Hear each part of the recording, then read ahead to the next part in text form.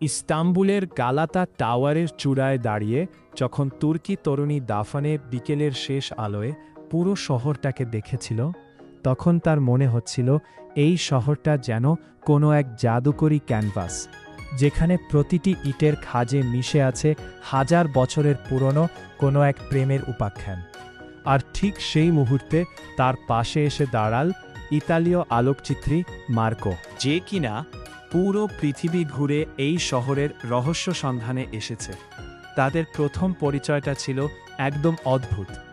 দাফনে যখন তার হাতে থাকা পুরনো ক্যামেরা দিয়ে টাওয়ারের নিচের কোলাহলপূর্ণ রাস্তাটির ছবি তুলছিল, তখন মার্কোর ক্যামেরা লেন্স দাফনের ক্যামেরার সাথে ধাক্কা লেগে অদ্ভুত এক শব্দ হলো, যা থেকে হাসাহাসির এক নতুন সূত্রপাত ঘটল, এবং সেই হাসিতেই লুকিয়েছিল তাদের অনাগত এক সুন্দর সম্পর্কের বীজ।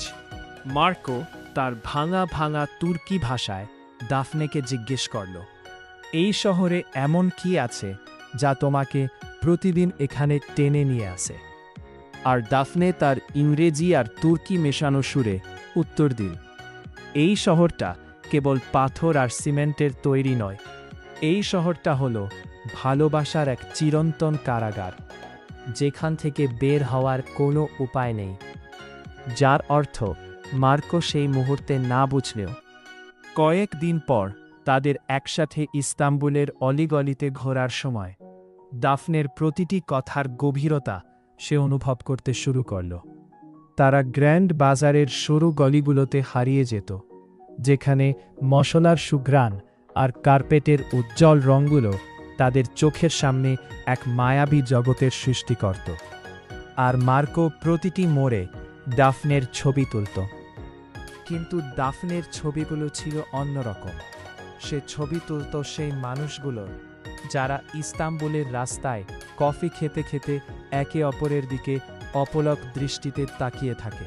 তাদের প্রেমটা কোনো ধুমধড়াক্কা সিনেমার মতো ছিল না, বরং তা ছিল বসফরাসের শান্ত ঢেউয়ের মতো, যা প্রতিদিন একটু একটু করে দাফনে আর মার্কোর হৃদয়ের তীরে এসে আছড়ে পড়ত। আর তারা দুজনেই জানত যে মার্কোর ইতালিতে ফিরে যাওয়ার সময় ঘনিয়ে আসছে, কিন্তু তারা কেউ তা নিয়ে কথা বলত না।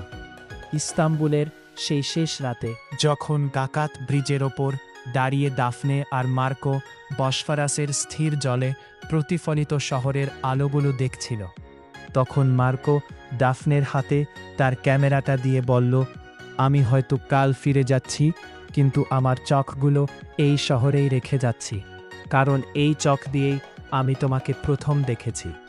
দাফনের চোখের জল মুছে মার্কোর কপালে তার আলতো স্পর্শ রেখে বলল, আমাদের ভালোবাসা কোনো সীমানা মানে না, কারণ এই শহর আর এই বাতাস আমাদের অমর করে রাখবে, যদি আমরা একে অপরের স্মৃতিকে হৃদয়ে ধরে রাখি।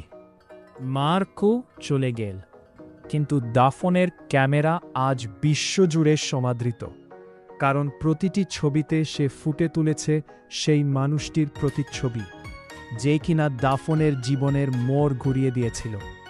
আর দাফনে আজও সেই গালাতা টাওয়ারের চূড়ায় যায়, অপেক্ষায় থাকে যদি কোনো একদিন সেই আলোকচিত্রী আবার ফিরে আসে তার লেন্সের খোঁজে।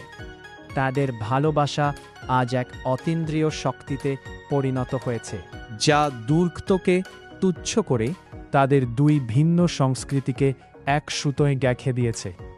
আর প্রতিদিন ইস্তাম্বুলের আকাশ যখন গোলাপি রং ধারণ করে, দাফনে জানে যে মার্কো তার ইতালির বারান্দায় বসে ঠিক একই আকাশ দেখছে, কারণ তাদের দুজনের দৃষ্টি আজ এক হয়ে গেছে। ইস্তাম্বুলের প্রতিটি অলিগলি আজ দাফনে আর মার্কোর সেই না বলা প্রেমের সাক্ষী। আর প্রতিটি মানুষ যখন সেই ব্রিজের ওপর দিয়ে হেঁটে যায়, তারা যেন আজও অনুভব করতে পারে সেই দুই হৃদয়ের স্পন্দন, যা কখনো থামবে না। দাফনে আর মার্কোর এই প্রেম কোনো ভৌগোলিক গণ্ডিতে সীমাবদ্ধ নয়, এটি এক বিশ্বজনীন কাব্য, যা আমাদের শেখায় যে ভালোবাসা মানে কেবল পাশে থাকা নয়, ভালোবাসা মানে একে অপরকে সেই উচ্চতায় নিয়ে যাওয়া যেখানে দূরত্ব বা সময় কোনো অর্থ রাখে না। আজ দাফনে তার সেই পুরনো ক্যামেরা দিয়ে পৃথিবী জয় করছে, আর মার্কো তার ইতালীয় ভিলায় বসে ছবি আঁকছে দাফনের সেই হাসি, যা আজও তার হৃদয়ে এক উজ্জ্বল ধ্রুবতারা হয়ে জ্বলছে।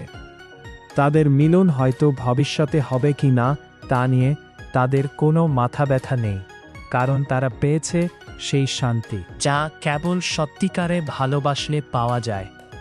দাফনে আর মার্কো দুই ভিন্ন পৃথিবীর মানুষ, যারা ইস্তাম্বুলের সেই কুয়াশাচ্ছন্ন বিকেলে খুঁজে পেয়েছিল একে অপরকে। আর এই খোঁজাখুঁজি তো জীবনের আসল প্রাপ্তি, যেখানে নেই কোনো দাবি, শুধু আছে এক অসীম ভালোবাসা যা চিরকাল বেঁচে থাকবে ইস্তাম্বুলের সেই নীল জলরাশির সাক্ষী হয়ে। তারা আজও প্রতি রাতে একই আকাশের দিকে তাকিয়ে একে অপরের নাম উচ্চারণ করে, আর সেই নিঃশব্দ উচ্চারণেই ইস্তাম্বুলের প্রতিটি কোণায় প্রতিধ্বনিত হয় এক অমর প্রেমের গল্প হিসেবে, যে গল্পে কোনো ইতি নেই, আছে কেবল নতুন করে বেঁচে থাকার এক অদম্য আকাঙ্ক্ষা। দাফনে আর মার্কোর এই কাহিনী আজও আমাদের মনে করিয়ে দেয় যে ভালোবাসা একটি ভাষা যা কোনো শব্দের প্রয়োজন বোধ করে না। এটি কেবল হৃদয়ের ভাষা, যা প্রতিটি মুহূর্তে আমাদের মনে করিয়ে দেয় যে আমরা সবাই একে অপরের জন্য তৈরি, যদি সময় আর ভাগ্য আমাদের একবারের জন্য হলেও মিলিয়ে দেয়।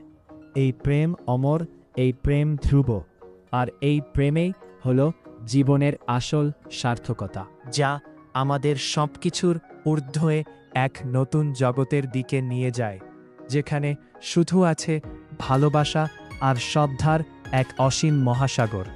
দাফনে আর মার্কো আজও ইস্তাম্বুলের সেই শহরের প্রতিটি দেয়ালে খোদাই হয়ে আছে, এবং যারা সেখানে যায় তারা আজও অনুভব করতে পারে সেই দুই প্রেমের উষ্ণতা, যা আমাদের বলে যে ভালোবাসা যদি হয় সত্যি, তবে তা কোনো বাধা মানে না, তা চিরকাল বেঁচে থাকে আমাদের মনের গহীনে।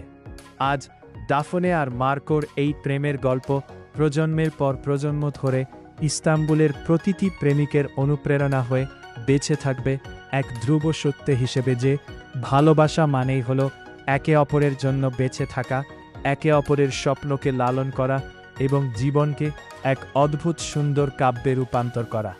এই জীবনই সার্থক, এই জীবনই সুন্দর, কারণ এই জীবনে আছে সেই মানুষটি যার পাশে থাকার জন্য তুমি সারা জীবন অপেক্ষা করেছ, আর সেই পাওয়ার আনন্দ আজ তাদের প্রতিটি নিঃশ্বাসে মিশে আছে, যা তাদের করেছে পৃথিবীর সবথেকে সুখী মানুষ।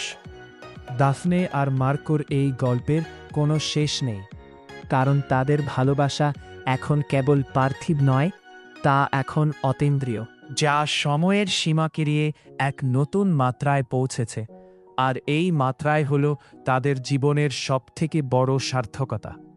তারা আজও একে অপরের হাতে হাত রেখে ইস্তাম্বুলের এক প্রান্ত থেকে অন্য প্রান্তে হেঁটে চলছে, যেন তাদের এই পথ চলার কোনো গন্তব্য নেই, আছে শুধু একে অপরের সাথে থাকার এক অনন্ত আনন্দ, যা এই জগৎকে করেছে তাদের জন্য এক স্বর্গীয় বাগান, যেখানে ভালোবাসার কোনো ক্ষয় নেই, নেই কোনো দুঃখ, শুধু আছে এক অমলিন সুখের আবেশ।